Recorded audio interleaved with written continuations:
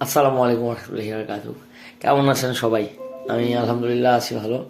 শারীরিকভাবে একটু অসুস্থ, একটু দুর্বলতা কাজ করছে, যার জন্য আর এর মধ্যে নির্বাচন চলে গেল, শারীরিক কিছু দুর্বলতা কাজ করা, একটু অসুস্থ হওয়া। তো ইনশাল্লাহ আল্লাহ তালা শেফা দান করছেন। আছি আলহামদুলিল্লাহ, ভালো আছি। জুলাইয়ের গাছ রোপণের যে আমার যে ব্যাপারটা ছিল, মানে আমার যে একটা ধাপ, জুলাই যোদ্ধাদের জন্য আমার করণীয় যে কাজটা, সেই কাজটা আজকে দিয়ে যদি হই তাহলে পাঁচ পাঁচ দিনের মতো থেমে আছে। তো থেমে আছে, এটার কিছু কিছু কারণ হচ্ছে, নাম্বার ওয়ান, যে ইলেকশন, এবং এর মধ্যে দেশের মধ্যে তো বুঝতেছেন একটা অবস্থা, গরম একটা অবস্থা বিরাজমান। এবং সেকেন্ড থিং ইজ গাছ গাছের গাছ কেনার টাকা নাই। সত্যি বলে গাছ কেনার টাকাটা নাই। ছোট ভাই আছে, দেশের বাইরে থাকে,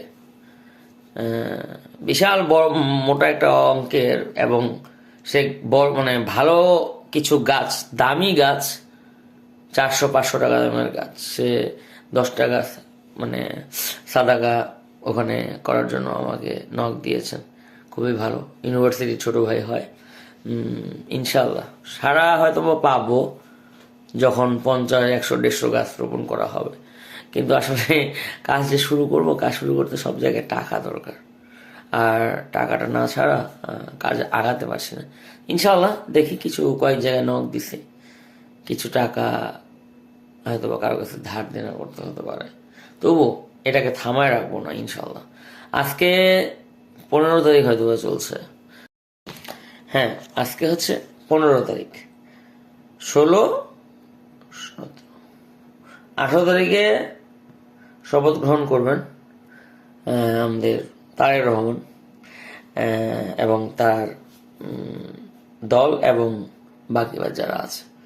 তো শপথের আগে ইনশাল্লাহ আমরা চেষ্টা করব, নতুন বাংলাদেশের যেদিন শপথ হবে সেদিন থেকেই আবার জুলাইয়ের গাছের যে প্রজেক্টটা আছে, একটি গাছ, একটি যোদ্ধা, একটি শহীদ, একটি পরিবার, একটি গাছ, এটা আমরা অব্যাহত রাখবো। আমরা বলতে আমি পার্সোনালি অব্যাহত রাখবো। আপনারা শুধু আমার জন্য দোয়া করবেন, ভালো থাকবেন, সুস্থ থাকবেন, সামনের দিনগুলো যাতে একটু সহজ হয় এটুকু আশা রাখবেন, এবং আমার জন্য দোয়া করবেন। শারীরিকভাবে একটু অসুস্থ, যাই হোক।